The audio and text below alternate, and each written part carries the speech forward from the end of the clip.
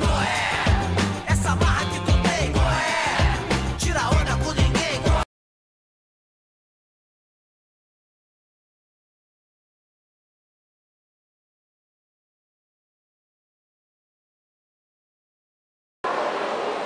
Oi, Igor, qual tipo de gíria você costuma usar no seu dia a dia? Gírias normais do nosso cotidiano, vamos dizer assim, moleque, coé, de vez em quando humano, até um tipo assim.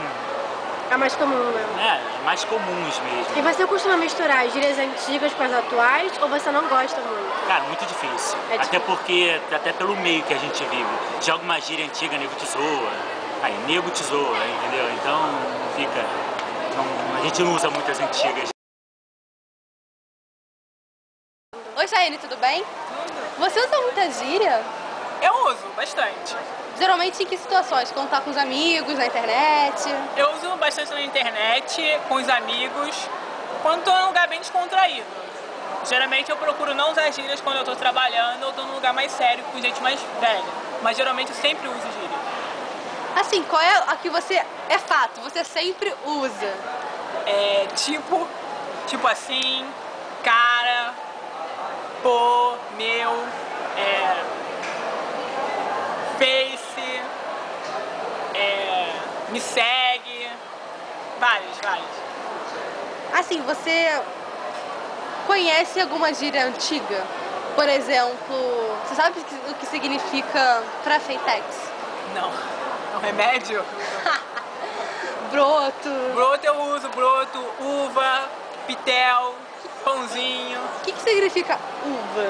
Uva é quando a pessoa é novinha, ou então é um gatinho, você fala, que uva, hein? Ou então pãozinho, quando é um gatinho muito gatinho. Broto também, quando é bonitinho, novinho. Português, que vai nos explicar um pouco sobre as gírias atuais e antigas. A palavra. O que é a gíria, na verdade? A gíria é uma espécie de identidade de um grupo. Então, as gírias, elas acompanham o tempo, elas acompanham a evolução da linguagem. Vejam, por exemplo, que existe um determinado tipo de gíria, que é a gíria dos skatistas. E eles têm uma maneira peculiar de falar. E por que acontece isso? Na verdade, eles querem uma identificação. Eles querem ficar diferente dos outros. E, inclusive, ela muda de um tempo para outro, ela vai evoluindo. É uma forma de excluir aquele que não faz parte do grupo ou que não interessa a eles que faça parte do grupo. Você já tem outro grupo, o grupo dos surfistas, aí tem a tribo dos funkeiros, os game maníacos, e cada um vai criando a sua maneira específica de falar. É até curioso, porque de repente eles usam a mesma palavra com sentidos diferentes. Quando ele fala em fila, o que é fila para o skatista? Fila é o skate. Já quando você fala fila para o funkeiro, fila para o funkeiro já é um grupo, alguém que faça parte daquele timezinho dele. Fica até uma conversa curiosa, né? Já pensou?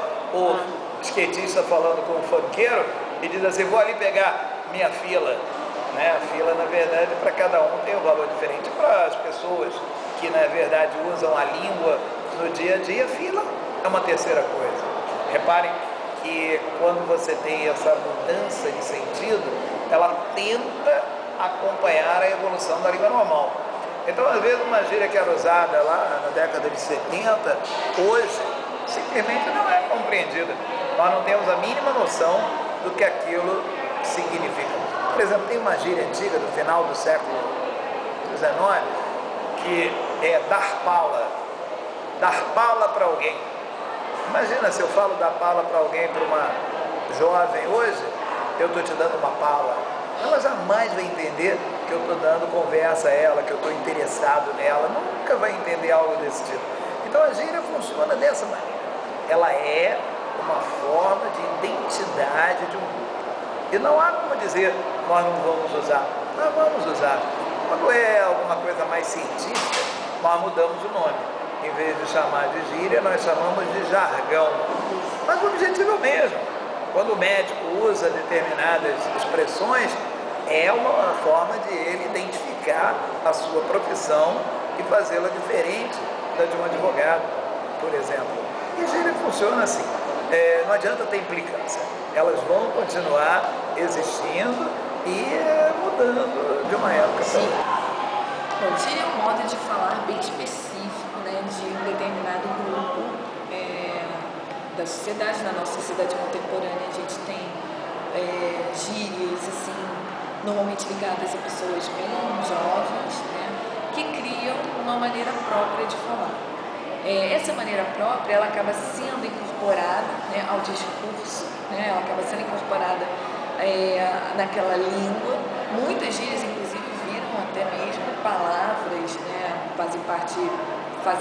começam a constar dentro de dicionários e tal. Alguns neologismos, algumas palavras são criadas, né, e acabam também sendo incorporadas à nossa língua, já que a nossa língua não é uma língua estática, é uma língua que é viva, ou seja, as coisas já estão nomeadas quando a gente começa a pensar, a falar, mas a gente também passa a nomear e dar outros sentidos, outros significados a essas coisas que já foram nomeadas, né? E a gíria é uma maneira mais jovem, uma maneira mais direta assim, de falar. Eu não vejo a gíria como algo negativo, né? Eu vejo a gíria como algo positivo. Vejo como, né, uma manifestação própria, né, dessa faixa etária. Vejo que outras faixas etárias, né, que acabam adquirindo essa mesma gíria, né, e vejo como algo assim, bem positivo, uma forma de comunicação.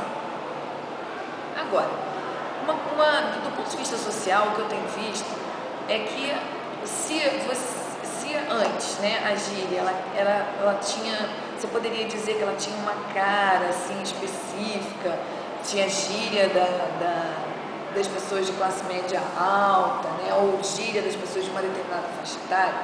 Agora, o que eu estou notando é que as camadas mais pobres, né, aquelas pessoas que têm um capital cultural, um capital econômico menor, elas também estão criando gírias, e nós, né, que temos, entre aspas, né, supostamente um capital cultural maior, estamos adquirindo essas várias pessoas, né? Isso é uma coisa muito boa, positiva. Por quê? Porque numa relação de poder em que as classes mais populares sempre estiveram, né, abaixo, sempre foram subjugadas ou dominadas, elas agora estão também ditando as cartas, né? Elas estão também criando essas palavras.